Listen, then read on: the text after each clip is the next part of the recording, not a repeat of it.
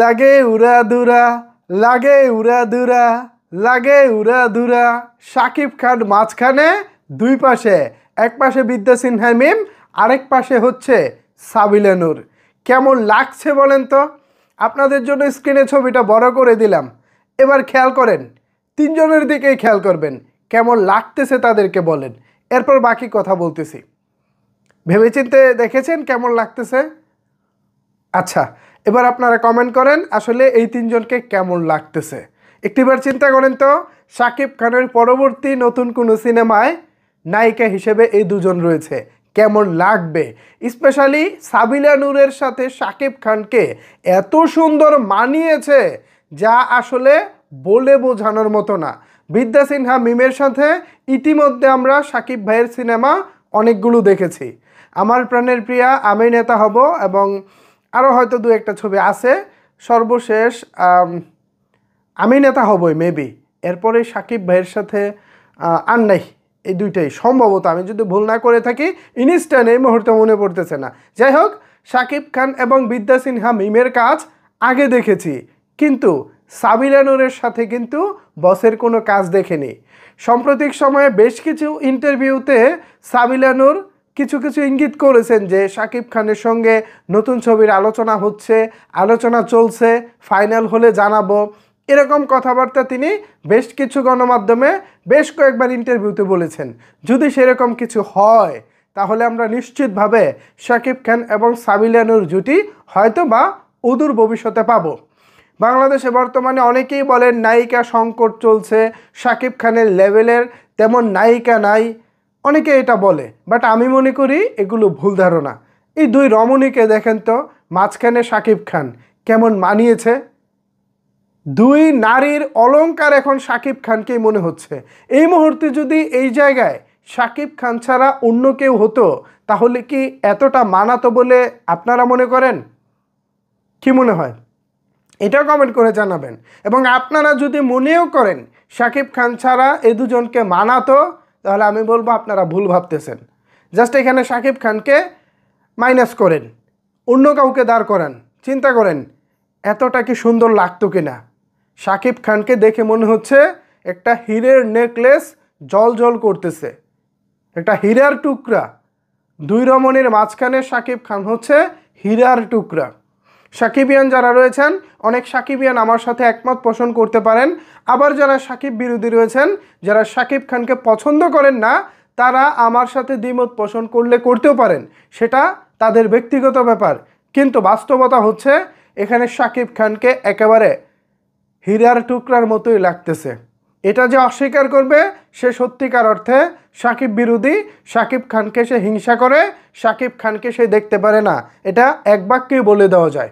আর যারা নিরপেক্ষভাবে এখানে বর্ণনা দিবেন যে ভাই সত্যিই ভাই শাকিব খানকে এখানে হীরার টুকরার মতোই লাগতেছে, আমি খুব করে চাইবো নির্মাতা, প্রযোজনা প্রতিষ্ঠান যারা রয়েছেন আপনাদের দৃষ্টি আকর্ষণ করতেছি, সাবিলা নূর এবং শাকিব ভাই এ দুজনকে জুটি করে ভবিষ্যতে কোনো কাজ করা যায় কি না বিষয়টা মাথায় রাখবেন। পাশাপাশি বিদ্যা সিনহা মিম থাকলেও আমাদের সমস্যা নাই, তবে ছবিটা যেন কোয়ালিটিফুল হয়। কোয়ালিটিফুল কোনো কাজ না হলে কিন্তু জমে না। আমার প্রাণের প্রিয়া জাকির হোসেন রাজু পরিচালিত 2009 সালে মুক্তি প্রায় ছবিটি, 9 কিংবা 10 ওই টাইমে মুক্তি পায় ছবিটি, তখন সুপার ডুপার ব্লকবাস্টার হিট ব্যবসা করে। কি জাদু করেছে বলো না, ঘরে আর থাকা যে হলো না, বিখ্যাত সেই গান। এই গান এবং এই দুজনের পারফরমেন্স সব কিছু তখন ছিল সুপার ডুপার হিট।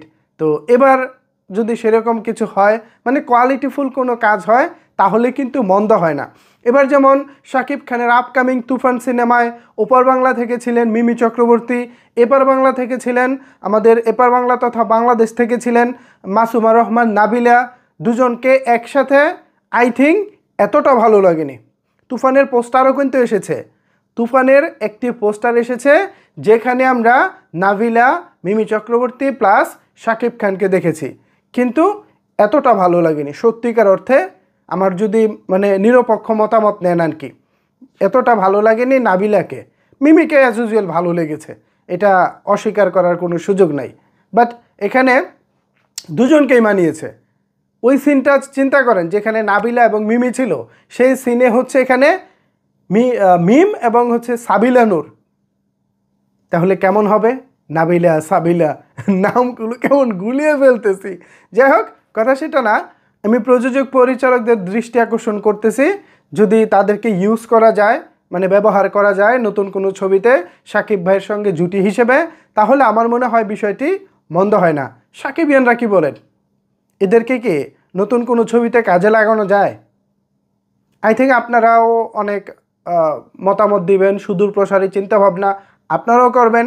আপনাদের মতামতের উপরে ভিত্তি করেই তো প্রযোজকরা ছবি বানায়, আপনাদের পছন্দের জন্যই তো প্রযোজকরা ছবি বানায়, তাই না? সো সেই জায়গা থেকে আমি মনে করি প্রযোজকদের এখানে তাদেরকে নিয়ে ভাবা উচিত। এখন অনেকের প্রশ্ন আসতে পারে, ভাই এই তিনজন এক হইলেন কেমনে, মানে এদেরকে পাইলেন কোথায়? ইয়াস, এদেরকে পেয়েছি আজকে ঢাকায় একটি অনুষ্ঠানে। লিলি, শাকিব খানের ব্যবসায়িক অংশীদার বা ব্যবসায়িক প্রতিষ্ঠান লিলি, রিমার্ক হার্লেন নামক একটি প্রতিষ্ঠান শাকিব খান কিছুদিন আগে ওপেন করেছিলেন, আপনাদের নিশ্চয়ই মনে আছে। সেই প্রতিষ্ঠানের সহযোগী প্রতিষ্ঠান হচ্ছে লিলি, মানে লিলি সাবান। সেই লিলি সাবানের একটা অনুষ্ঠানে আজকে এই তিনজন একসাথে হয়েছেন এবং সেখানেই এই ফটোশ্যুটে তারা ধরা দিয়েছেন। সাবিলা নূর, এক কথায় দারুণ লাগতেছে। এই পিকচারটা তার পেজে, ফেসবুক পেজে শেয়ার করে লিখেছেন, লাগে উড়া দুরা, লাগে উড়া দুরা, লাগে উড়া দুরা। ঠিক সেই কারণেই আমি ভিডিওর স্টার্টিং পয়েন্টে লাগে উড়া দুরা গানটি দিয়ে শুরু করেছিলাম। সাবিলা নূর আমাকে মনে করিয়ে দিয়েছেন, খুব ভালো লাগতেছে। সাবিলা নূর, শাকিব খান, ওহ এই মানুষটার কথা কি বলবো ভাই, লুকটা দেখছেন ভাই, পুরা মাখন। শাকিব ভাই যে এখন তুফানের মধ্যে পুরোপুরি ডুবে আছে, তুফান থেকে যে তিনি এখনও বের হতে চাননি বা বেরোননি, এটাই কিন্তু তার প্রমাণ। বাই দ্য ওয়ে, শাকিব ভাইয়ের চুল না এখন ছোট দেখছিলাম, সর্বশেষ যে লাগে উড়াদুরা গানটা ছিল, সেই গানে কিন্তু শাকিব ভাইয়ের চুল ছোট ছিল, এখন চুল আবার বড় হইল কেমনে? 10-15 দিনে তো এত বড় হওয়ার কথা না। এটা কিন্তু একটা বড় প্রশ্ন, এই চুল কোত্থেকে আসলো? এই প্রশ্নটা আপনাদের জন্য রইল, যারা এখনও পর্যন্ত ভিডিওটি দেখেছেন। আমার অনেক পাগলা ভিউয়ার্স আছেন, আমাকে যারা পছন্দ করেন তারা অনেকেই পুরো ভিডিওটি দেখেন। এখনও পর্যন্ত যারা চলে এসেছেন তাদের কাছে আমার প্রশ্ন, সর্বশেষ লাগে উড়াদুরা গানে তো শাকিব ভাইয়ের চুল আমার মতো ছোট ছিল, এখন আবার এত বড় হয়ে গেল কেমনে? কিভাবে পসিবল? জিনিসটা চিন্তার। মানুষটা যেহেতু শাকিব খান, এখানে কোনো কিছু চিন্তা করে বা মিলানো যাবে না। যাই হোক, কেমন লেগেছে এই তিনজনকে? পাশাপাশি শাকিব খানের আগামী কুরবানির ঈদে মুক্তিপ্রাপ্ত তুফান সিনেমার জন্য শুভকামনা জানিয়ে আপাতত এই ভিডিও থেকে বিদায় নিচ্ছি। আপনাদের সবার প্রিয় ওয়াসিম ভাই। ভবিষ্যতে এবং পরবর্তীতে নতুন কোনো ভিডিও দেখতে চাইলে অবশ্যই যারা এখন আমার এই চ্যানেলটি সাবস্ক্রাইব করেননি, চ্যানেলটি সাবস্ক্রাইব করে রাখবেন, পাশাপাশি ফেসবুক পেজটি ফলো করে সাথেই থাকবেন।